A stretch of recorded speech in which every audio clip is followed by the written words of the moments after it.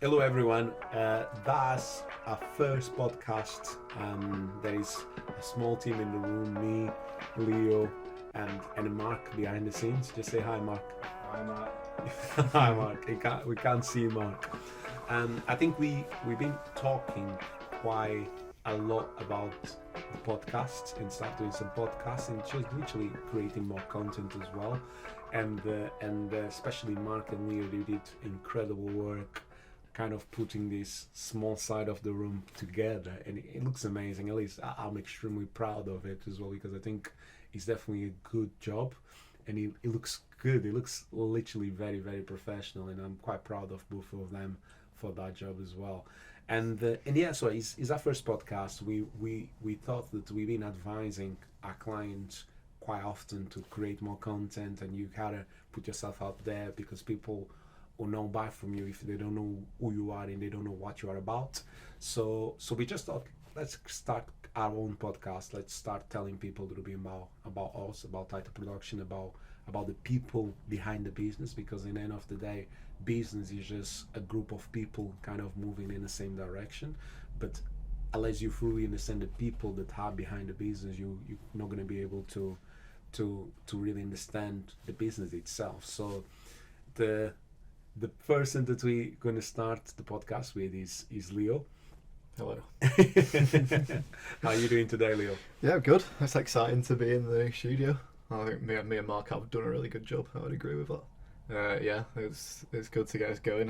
I'm excited to have some more people come in, some guests people you know from your contacts and stuff, get them involved, see what they've got to say. So yeah, it's exciting. Sounds exciting. Sounds pretty good. Okay, Leo. So I know, of course, we know each other for about 3-4 years now. Yeah, I think so. Yeah. Yeah. And do you want to tell a little bit in terms of how do we actually met each other? Yeah, it's a bit of a weird story, isn't it, really? So I went travelling with my girlfriend in 2018, 2019. It was like Chloe, yeah? Yes, Chloe, yeah. Shout out. Yeah. Basically, we got back and I got a sort of temp job doing something I didn't want to do. It was boring. But one of the guys I met there had been in contact with Peshko, who is Title Productions DOP cameraman, and that you were just starting up at that time. He was part of the team. Basically, I told him that I was thinking about trying to get into the video world and TV and film industry, and he said, "Oh, give you this guy's Instagram. They're just starting out. They might be able to help you out." So I just messaged you guys on Instagram. Said I'd do whatever work, to be honest, part-time, voluntary, just to get involved. And thankfully you gave me the chance, and then just from there it sort of grew, didn't it? I've been there helping out however I could with my skills that I had from other jobs and from a degree and stuff like that. Helping out until we sort of grew to a bit bigger, and then started doing a bit more part-time work. And then now where it's full-time and we're all together in the office every day. So yeah, it's grown a lot to say from our first meeting in Costa about 3 years ago. Yeah. Now we've got an office, got a podcast. Sweet, things have changed. Yeah. I think this is sometimes is one of the things that when I actually start looking back, I feel like a massive level of bless, because it's just literally is that kind of sense of when you actually have that vision of what you want and what we want to kind of build. It's possible to actually make it if we really put the energy into it. And I think you only got the opportunity because of that, because you had and kind of the mindset that you're willing to go, you're willing to do the work, and you're willing to kind of learn and develop your skill sets to kind of now getting bigger and bigger opportunities as well. How did you develop your passion in film? Well, I think it's always been something that I've been interested in, because I like watching films, I like watching TV, I think everyone does.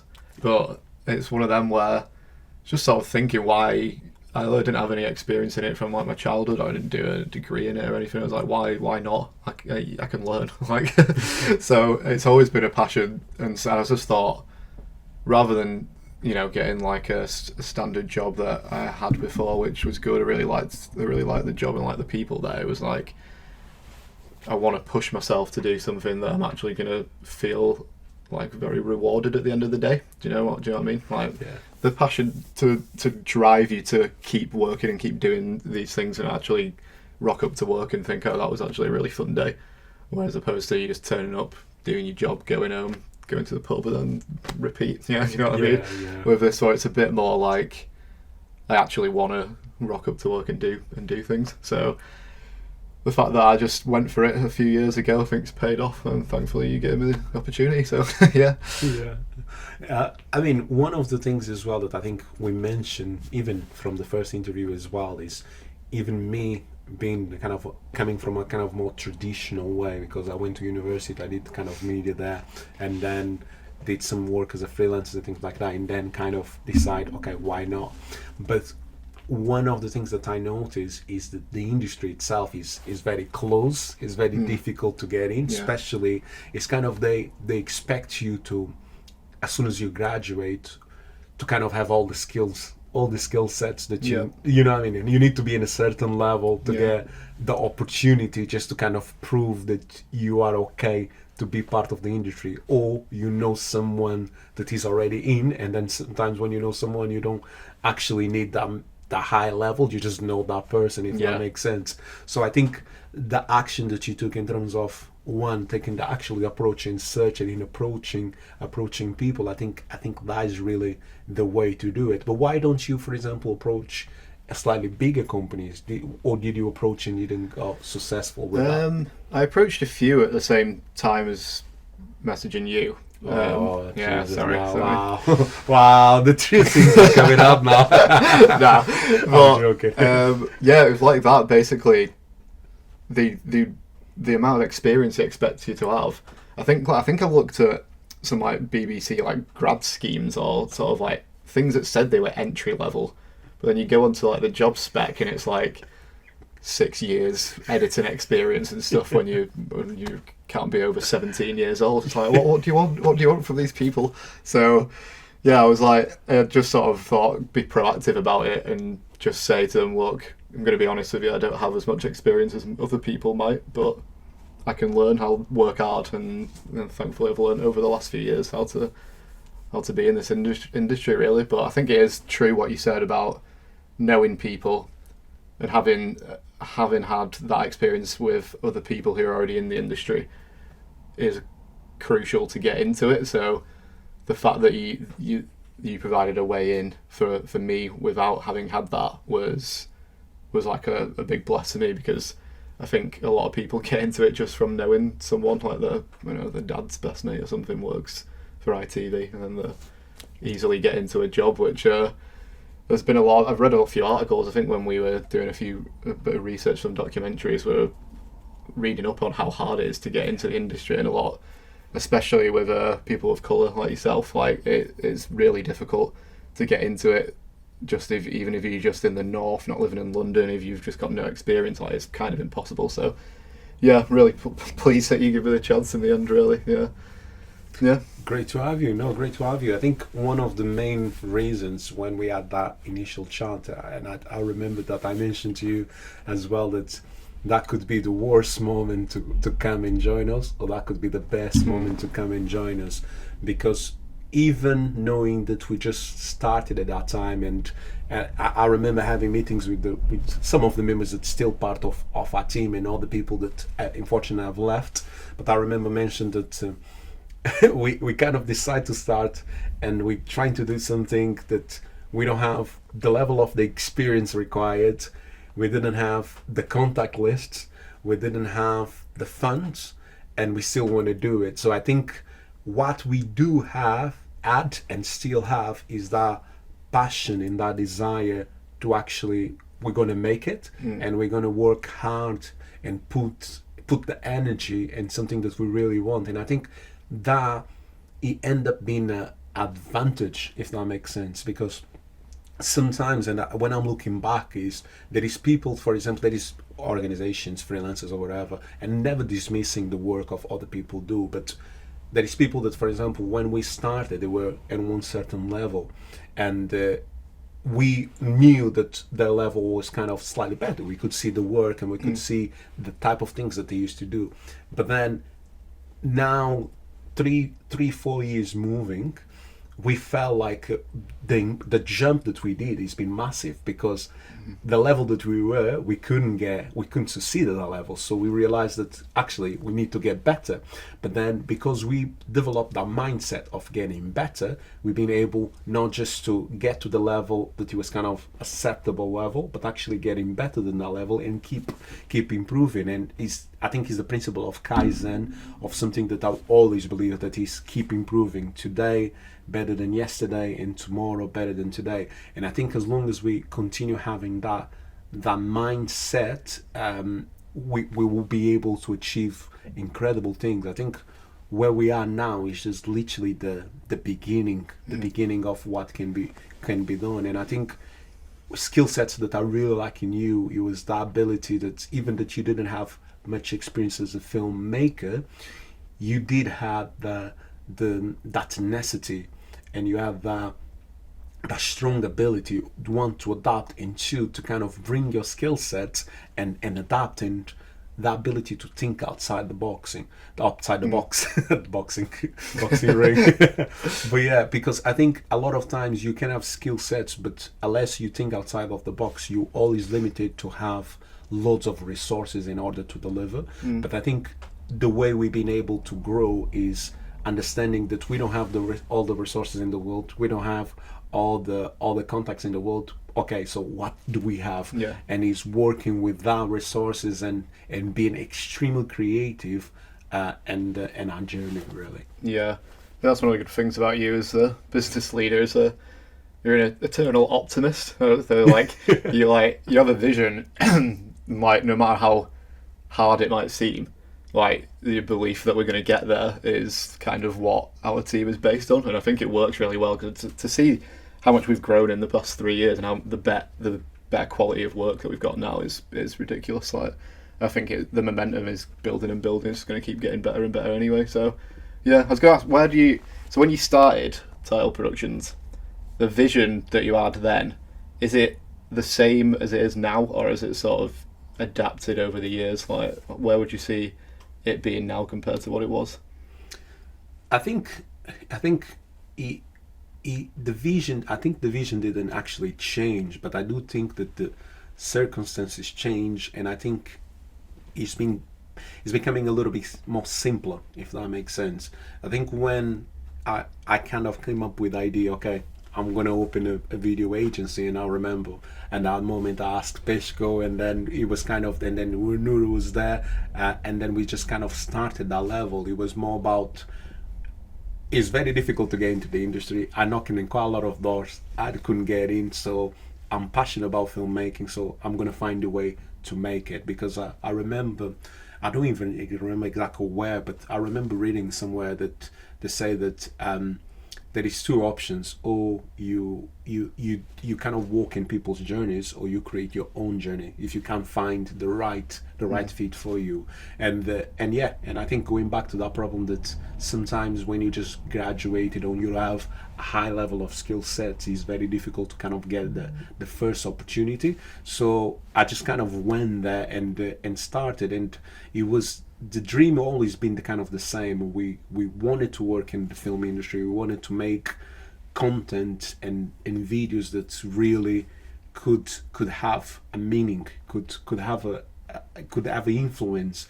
Don't take me wrong. I think by the time we actually opened the business, I had to learn that it's not just about having the dream and the vision, but it's about creating some also kind of sustainability as well. So yeah. I think the vision is still the same, but in terms of the structure of the business have changed considerable, because now it's not just about me and me having a vision. It's about, there is a team, and the team has a family, and that family needs to be provided, you know what I mean? So it's a different sense of responsibility. So of course we are still in the journey, that, and I always make that clear, that we want to be working with doing large documentaries. We want to be working with platforms like Netflix, Amazon, and I still believe we'll get there. It's just a matter of time. But until we get there, we still need to pay bills. We still need to be able to provide for the people involved. So I think what we have to do is, how can we find a way to to continue develop our skill sets, because I think get to the bigger opportunities is a matter of improving our skill sets. So the question is, how can we continue to develop our skill sets so we can aim to the moon, but at the same time we are able to provide and making payments and still building organically and building the team organically. And I think that is what changed. But I think in terms of the vision, it's still the same. I think we still want to be doing large documentaries that hopefully will have a kind of international distribution at some point. Same.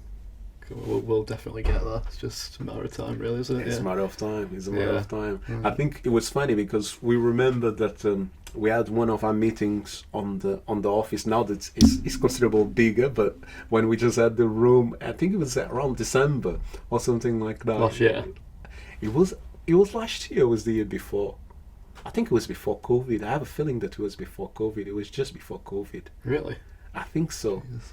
A long time ago. Yeah. Yeah. I know you're on that anyway. I think it was just before COVID. Okay. In 2000, like in December of 2019. Right. And I remember that we wrote loads of numbers on the on the targets. on the targets and things like that. It was like, oh yeah, it looks nice, but it was like, how are we gonna achieve those? Yeah. Now you say it, they seem small comparison now, don't they? Yeah. So. Yeah, it's like what I said before. The amount we've grown over the years is good to see. I mean, we've taken on more people. We've got a whole team of people who are really skilled at what they do, but everyone's also getting better in themselves each year that we go through. Like, no one's ever going to stop improving. So I just mean we've already got a great team, but we're going to be getting better and better anyway, which is really nice. Yeah, it'd be nice to see the journey of everyone as like a team together. So. Yeah. I think that is exciting. Yeah, because the size projects that we're dealing with it now, they are decent size, at least for us. But probably, like you said, at some point you're gonna look back and like, it's a smaller project now. We can do it with a different ability. But I think that's the most important, because I think it's about the people. I think, like I mentioned before, business is about people working together. So the business itself is not the building or the systems. The business is the people. The people they have the power to create the systems. They have the power to change the rules. They have the power to really have a positive impact, impact in other people's lives as well. And I think most of the successful business, they have to be driven by people. Of course, sometimes you have a great leadership, but then even when you have leadership, if you don't have a talent that can back it up, you're not going to be able to do it. I'm thinking just the example of, for example, Steve Jobs with Apple. Of course, you got Steve Jobs that was kind of the leader, the person that create the standards, but you have the people there and the team that were delivering those standards. And I think that is crucial. Of course, you can then build entire infrastructure around it just to kind of support those people and incentivize the development. But at the end of the day, it's people. I think people are crucial. So that's why I think even moving forwards, I think the focus is continue to develop as a business, continue to develop systems, but at the same time develop people, because I think that the right person without the skill sets can develop and learn the skill sets and can really become of massive value. And I think you are a great example of that, because of your skill sets, kind of you've been able to utilize your skill sets that you already had and kind of implement those. Just a quick question as well. What do you think is the skill that you're most proud of that you learned since we start working together? I think I've become more confident in creative things, like suggesting ideas and coming up with creative things to do. That's something that, because of my lack of experience in the industry, I think before this role, at the start I probably was like, I'll leave it to them guys, like they know what they're doing. But now I feel like become a lot more confident at suggesting things and just picking up and having a go, sort of thing. Like, even if it's not my strong suit. Like, we've got 3 really good editors in the company, but I want to learn as well. I might as well go for it. And I think having the confidence to suggest things to the team that previously maybe I wouldn't have is probably something I'm proud of. Yeah, and I think I've always been organised as well, and I think I've brought that to the team as well. And I think by having more responsibility in this role than I probably have in job roles in the past, I've been able to use that organisation more and strengthen it, and actually implement it in certain systems and stuff that we use in the business now, which I'm quite proud of. And that's just something that'll keep happening, really, because, like we said, we're still growing. A lot more systems are going to change. Like if more people come in, or we get bigger clients or whatever, yeah, there's going to be more of that anyway. So, yeah. And what do you think was the biggest challenge? I mean, what do you think is still maybe the biggest challenge?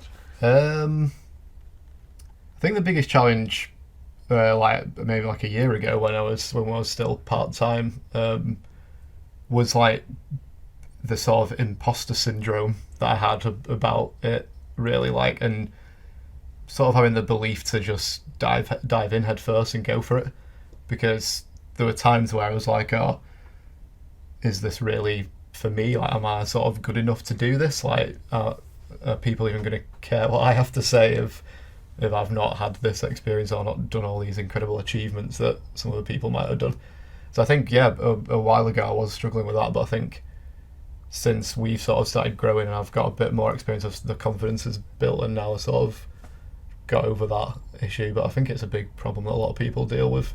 I think I've listened to podcasts about people who've been in business for like 15, 20 years and they still think it occasionally. Like, you sometimes go and speak to someone who's like got double the experience in something that you have, but it doesn't mean that your ideas aren't as useful as theirs. Like, but it is a problem a lot of people deal with. So, yeah. I tell you what. When we opened the business, I think the first 6 months of business, it was the hardest time in terms of building something. I had previous experience of building when, let's say, building what kind of projects. I've always been about kind of developing projects and start from the project from the beginning to the end. From my background of coming from a different country, learning the full language in UK, going to university, graduating and things like that. So always been kind of very goal driven. But I always felt, most of the times, don't take me wrong, some of the times it was, for me, it was grace, God's grace, but for all the times it was kind of just felt like I was in control most of the times. But the first few months of business, especially pretty much the first year, I felt like I wasn't in control. And then scary, isn't it? Very scary. And the feeling of am I doing the right thing? Am I going in the right journey? It was always in the back of my mind, because I think there is 4 levels that you can be in terms of business and understanding of business. I think the first level is kind of you're ignorant and you don't actually know that you're ignorant, in the sense that you don't know that you don't know. And then you get to the level that you still don't know, but at least you realize that you don't know. And then you go to the level that you now know, but you're still kind of in the process. And you go to the next level, that is unconscious professional, that you know and you just do it in the back of your mind. It's kind of just naturally doing. It's like driving, in the sense when you're driving for a long time. So the first level, when you are, it's kind of, as soon as we opened, it was like I was in the level that I didn't know, and I didn't know that I didn't know. So it was like ignorance is bliss, sort of thing. It was a bless. So it was the kind of sense of going out there, trying to do something, and you just like, and then you just question. It's like you create a website that is, and at that time we thought it was amazing, but now when I look back, I'm like, oh my god! But you felt, I got a website, I should get clients. It's just that expectation that you have, and you realize actually no one came, no one bought, and it was that ignorance. But then that creates a kind of a pain, in a sense, because you didn't know, but then your expectations are dropped, and then there is kind of that reevaluation: is, am I good enough? Should I be doing? And between me and you now, kind of, for many times I tried to give up. I thought it's too much. There is no point. I might as well just be a freelancer and doing something else. But I think is for me. I always believe in God's grace, and I'm spiritual. Depending, I'm not trying to implement my beliefs in you or something like that. But just for me, this is what works for me, and I think it was kind of that understanding that understanding of journey and understanding that my own personal beliefs that if I keep going, at some point it will happen. And it's kind of I mean, Les Brown tends to say that if you do all you can is enough, but make sure you do all you can do. And it's just that principle, because the back of my mind is I'm just going to do my best, and yeah, I just did my best, and I think that ended up developing the person, because I think in the end of the day is, again, going back to people, is if you are in the position that you are, that is one of the two things is going to happen. Or you're going to adapt and you're going to improve so you can continue in that position, or you're going to realize that it's too much and then you're going to give one step back because you cannot handle that pressure. Does that make sense? The last question I have for you, Leo, is I know that you've been working with us as a kind of a part-time for a decent amount of time, but you had a different job that was quite a secure job, a kind of a company that has been running for, that is over age in a sense. 20 few years in comparison to us that are kind of still kind of a baby, not even 5 years yet. So and this is kind of jumps that Noor have taken, in the sense that she was in a full-time job before she moves into full-time with title, and I was of course I was the first one, just jump 100%. But how did you feel and what was your thought process when I mentioned to you, do you want to jump as a full-time? Yeah, I think initially when you said it, obviously it was exciting, but there was a sense of like, oh God, this is a bit of a risk sort of thing. Like, especially, coming from what you said, somewhere it's been going for quite a while. It was very secure sort of situation. I just sort of felt quite comfortable in that job. Like, it wasn't what I wanted to do for the rest of my life, but the people there were amazing. The perks were great. Like, it was a really good place to work. I enjoyed it, but it was just one of them where I thought, it's now or never. I don't want to get to like 40 or 50 or something and think, oh, what if I'd done that, and just have had like settled into a sort of easy comfortable life. So I think it was scary, definitely, but I think it was the right decision there. I thought, I'm still young, this is the best opportunity to go into what I want to do, so you've either got to go for it full on or not at all, really. There's no point giving like 50%, is there, really? So it was, obviously, I think I said to it at the time, like, it is a bit of a risk. It's more of a risk than staying at the other job, but I think everyone's got to do that at some point in their life, probably. It'd be very unlikely you go through with a really sort of settled, easy route throughout the whole life. There's always going to be some sort of challenges where you change jobs, so it was scary, but I'm glad I did it. I think the same feelings that you had, I had that kind of very similar feelings as well. And don't take me wrong, the way I did, I will not recommend, because that is even more scary in the sense. But I do know where you come from as well, because if you have a kind of a very sustainable way, and it's kind of very secure.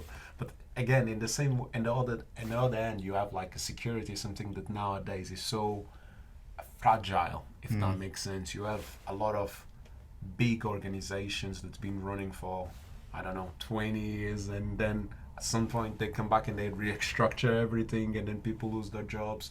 Or sometimes big companies. I mean, what was the name of that company that used to do the planes? What's the name? The one that went under recently. Recently. Thomas Cook. Yeah. So who would you expect that company would go under? It's just no. You know what I mean? You never expect. You're not going to wake up and say tomorrow Thomas Cook is going to go under. You just don't. They are so big, so massive. But at the same time, life is risky, and I kind of appreciate the risk that you took, and I'm very grateful because I think you bring massive amount of skill sets to our team as well. You bring a different life, a different point of view, a kind of a very proactive approach to everything, and your own way of seeing things that I think we needed to grow. But it is one of those that sometimes in life is one of those that I believe that we'll look back at some point and we're gonna even say, "Wow, thank God, I took that risk," because it'll pay off. I'm confident that it will pay off, and in a long period of time, we'll look back. Till now, I never had anyone that trusted like Nicolay. He wasn't the right way. No, I think you're right. I think it definitely will pay off. It's like I said, you got to take risks, especially in this industry as well. Yeah. Like it's a risky industry, and very risky. Yeah. There's a lot of people, a lot of competition, and a lot of people with great ideas. But you want to get yourself out there and get to the top, then it's always a risk doing that, really, isn't it? So yeah. I think just to finalize as well is like even that is quite a lot of risk, and sometimes we might think that it's overpopulated. It is, but this is the thing. Is overpopulated for equal, if that makes sense, for people that have kind of the same approach to things. Different approach always finds their way in. They find always the way to gain their own space. And example of that is just amount of, even that there is lots of competition, there is more opportunities than ever before. There is more content being created than ever before. Years and years ago, you probably used to see maybe all you creating films, and then you have small productions in different countries and things like that. Nowadays, it doesn't happen like that. There is loads of content. You just look to the amount of platforms that we have to watch TV. Yeah. Before, we might used to have like a 1-2 channels, so all the content needs to be for that 1-2 channels. Nowadays, you got at least 7. I mean, more than 10. I personally maybe have like 4 platforms: Netflix, Disney, Amazon Prime, and there is so many that all of them are striving for content. It's just a matter of developing, become so good that we're gonna be able to attract them. And I think that's kind of the ambition. That's the goal. I agree, definitely. Cool. Awesome. Leo, thank you so much. I feel like it was quite a good conversation, a quite vulnerable conversation for both of us as well. I think I learned quite a lot of things about you as well. Probably time to have a lunch. So you probably might pick that up on the bike. No, it was good. Well, we'll hopefully get some more people in to talk to us as well in the future. Yeah. Sounds good. Okay, guys, and thank you very much. See you soon. Awesome. See you later.